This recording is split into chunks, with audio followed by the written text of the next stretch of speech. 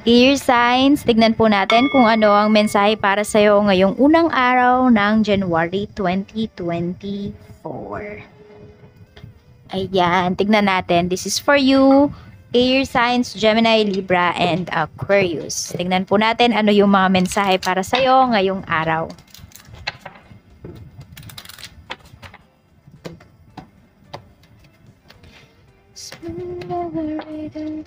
Ano ba nagtatrabaho dito, mga machines? Or nasa factory po yung iba sa inyo? Meron tayo ditong a random smile. Ayan. So, puro masasaya yata yung mga tao sa paligid mo ngayon. Kahit mga hindi mo kakilala, pwedeng nginingitian ka. Or baka ikaw to, air signs. Diba? Happy ka ngayong araw na to. So, parang lahat mangingitian mo. We have it tickles. Oh, happy talaga yung karamihan sa inyo ngayon. We have laughing out loud. Ayan, may kumikiliti ba sa inyo? Or kinikiliti nyo ba yung mga anak ninyo? Yung mga pets po ninyo? Ayan. So, masaya kayo dito. Ayan. Ano to, humming a tune, no? 'Di ba? Ang ganda ng vibes ninyo. Feel na feel niyo talaga ang 2024 na ito ay magbibigay sa inyo ng masaganang buhay, mas maganda at mas magaan na buhay. Ayan. Tignan natin. Tawa ng tawa yung iba sa inyo. Ang saya-saya. Baka meron dito madali lang patawanin. Alam mo yung bungis-ngis. Ayan. Tignan natin, spirit guide. Okay, pati yung mga pets ninyo masaya. Masaya sa bahay, masaya ang inyong puso, kalmado ang inyong isipan. Tignan po natin. Mensahe natin, Spirit Guide. Ano po itong a random smile? Tignan nga natin. Spirit Guide, please. Ano tong a random smile? I like you, aba. Merong aamin sa'yo dito. Could be a confession. Or meron dito sobrang harot. Natatawa ka na lang kasi hindi mo alam kung seryosoin mo ba yung tao na to. Kasi baka merong umamin sa'yo dito, air signs, na crush ka daw niya. Ganyan. O kaya naman meron ka mga compliment na marireceive ngayong araw na ito. So, happy. Ano lang, masaya ka. Siguro magte-thank you ka. Dapat pala, hindi siguro. Dapat mag-thank you ka talaga. Pag kunwari sinabihin ka, ang gwapo mo, ang ganda mo, ang sexy mo. Diba? Kino-compliment ka nila. So, mag-thank you ka na lang, air signs. Kasi diba sinasabi ng iba sa atin, hindi naman, ganyan. Uy, hindi. Mag-thank you ka na lang. Mas ma-appreciate yun nung nagsasabi sa'yo. So, tignan natin kung ano pa po ang mensahe.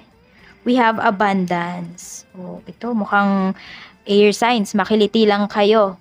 Alam mo yun, matapik lang yung iba sa inyo. Namimigay ata kayo ng pera ngayon. Galante. Madaming galante dito na air signs. Ayan po, maganda yung ano ninyo.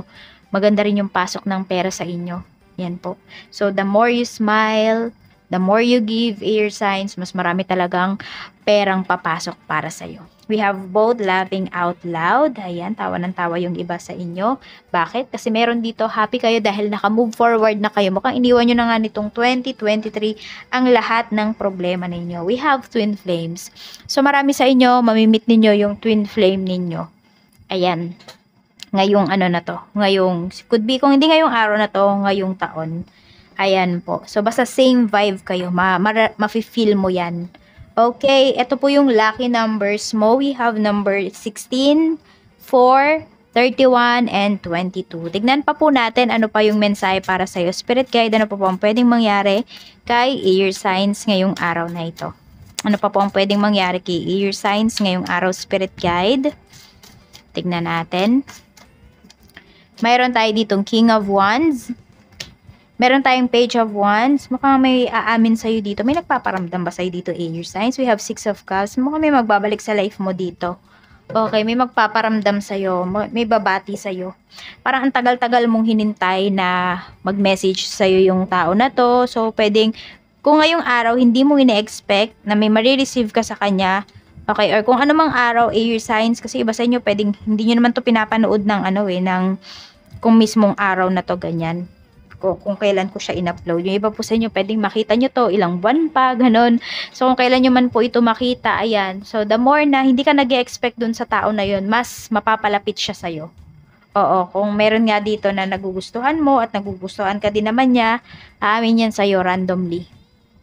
Tignan po natin kung ano pa yung mensahe para sa'yo. Spirit guide, mensahe pa po natin kay air signs, Gemini, Libra, Aquarius, Sun, Moon, Rising, and Venus. Pagdating po sa trabaho, kamusta naman ngayong araw na ito? Ten of Pentacles. So, may marireceive yata yung iba sa inyo dito na kung hindi to bagong kontrata, ito po ay pera. Yan. Bonus. Ganda oh. Wheel of Fortune. Kaya lang naka-reverse pala siya. Meron tayong Judgment. Okay.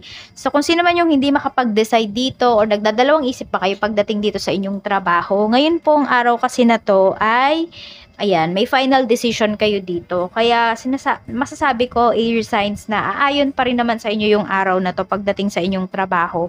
So, yung Wheel of Fortune na to na naka-reverse, pwedeng maging upright siya. Dahil dito sa gagawin po ninyong decision. Kaya, syempre, pag-isipan nyo talaga kung ano ba yung gagawin ninyong decision ngayon. Pwede kasi na may ino-offer sa inyo dito. Ayan. Oo.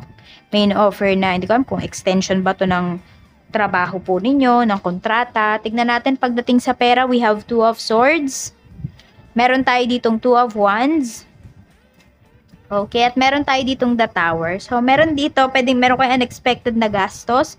And yung iba nga sa inyo, diba, sabi ko nga, pwedeng mahilingan lang kayo, makiliti, diba, sabi ko pa nga kanina, is magbibigay na kayo dito. So, yun, parang ang saya-saya nyo kasi.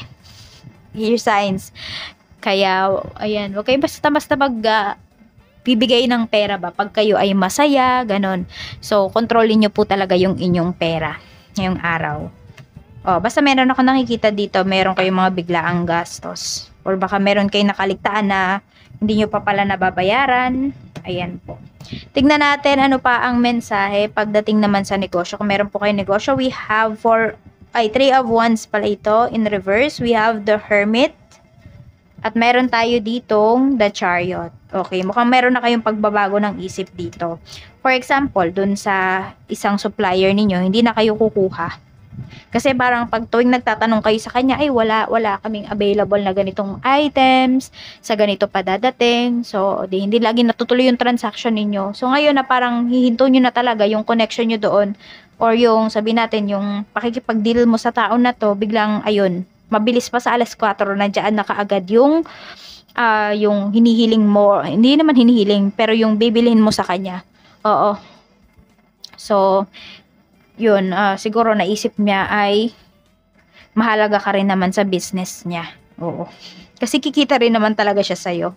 Ayun nga lang, kasi parang puro delays yung nangyari kasi dito. Pero kung meron talaga kayong, sabihin natin, air signs, malilipatan, makukuhanan pa ng ibang mga supplies ninyo, mas maganda kung lilipat na kayo. Kasi parang sabi natin, kung nakaraang taon, hindi lang yan ngayong taon, or nakaraang taon, may delays. Pwedeng pati ngayon, mo din yan, ma-experience mo din yan sa kanya. Ewan ko, para kasing hinuhuli ka niya eh. Yun yung nakikita ko dito. Kasi pumapayag ka na, kunwari may kulang, ganun. So, parang namihasa ito. Pwede naman, client mo yan, baka pag nagbabayad siya, sobrang late na, ganun. Sa naman, sa love life naman po, we have 7 of Cups. So, madami kayo ditong, ayun, may nakakausap ba kayo, air sign? Sabi dito ni Universe, marami daw kayong options. So, kung kayo ay single, ayan, tas nasa getting to know stage pa lang kayo, sulitin nyo na makilala yung isang tao. Ayan, pero wag muna kayong papasok sa relationship. Ayan, no? Mukhang meron kayong pinagpipilian dito. For some of you naman po, ayan, pwedeng kayo to ng asawa mo, ng karelasyon mo.